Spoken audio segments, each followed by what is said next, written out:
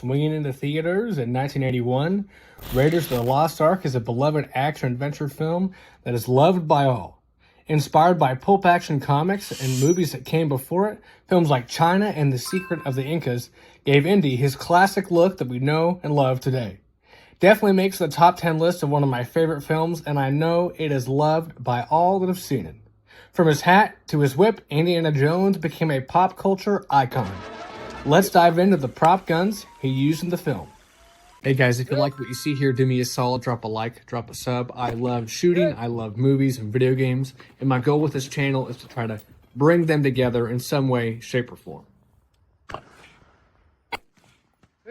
Starting off with Indiana Jones's pistol, we have his trusty Smith & Wesson M1917. Now this revolver is going to be chambered in .45 ACP. Now this barrel is also cut down to the 4.5 inches, giving it a more compact look. This is the particular pistol Indy uses in South America in the opening of the film. Unfortunately, Indy is forced to give this American classic up to Belloc. Belloc. When he is captured first coming out of the temple. Now, one thing I've always liked about this, it looks like Indiana Jones is maybe going to draw his handgun on Belloc, but he spins it around at the last minute and hands that bad boy over. Classic Indiana Jones. Now, the handgun that is more prominently featured in the film would be the Smith & Wesson Mark II hand ejector. Unlike the first pistol, this one is chambered in .455 Webley. It has a different front sight and wood grips. The front sight has more of a hump rather than a slant. Now, he uses this pistol in great effect in Nepal, shooting some goons in Miriam's bar, and he uses the pistol to great effect in Cairo, dispatching a number of bad enemies that are trying to foil his plans. Indy also draws this pistol when he is getting into a scuffle with the big, buff German dude when they are fighting near that experimental German aircraft. By the way, that design for that aircraft looks awesome. I love that so much. He uses this pistol to save Miriam and shoot the lock on the cockpit to get her out of the plane just before it blows up. This Smith & Wesson Mark II hand ejector is definitely one of Indy's more iconic pistols. It's in the film a lot more. There's a lot of nice close-up shots. He does a lot more with this particular revolver than any other handgun he uses. And I would say it is the classic, quintessential Indiana Jones revolver. I love it. Now, the last pistol on this list would be the FN High Power.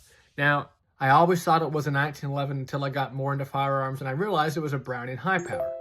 Now, during my research for this video, I found that they actually wanted it to be a 1911. However, just the way the prop department worked and the use of blanks, .45 ACP was harder to use than the 9mm. So they give him the FN High Power, and it's a good standard. It has that classic World War II era aesthetic that you really need to go with the film. Indy really only uses this pistol when he's in Nepal and he gets into a shootout with some German goons.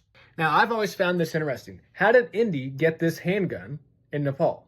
So, to the best of my understanding, he does not take this with him on his travels. So, I've always thought that he somehow did some horse trading, did some haggling with some people on the firearms market on his journeys, and he just wanted a second handgun.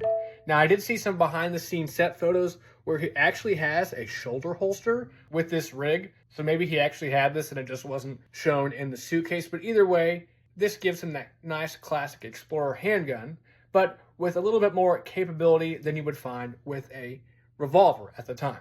Now, one thing to note on these particular handguns, I've always liked that the firearms Indiana Jones has used really aren't the character in and of itself. They're merely an accessory for his adventures. You could insert any revolver, you could swap the FN High Power to a 1911, and it really wouldn't change much of the character. That's just his firearm that he chooses to use for that film.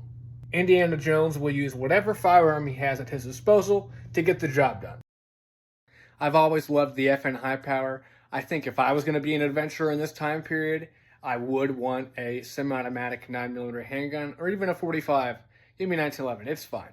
Anything that kind of fits the bill. I just necessarily wouldn't want a revolver, although I know it's classic Indiana Jones.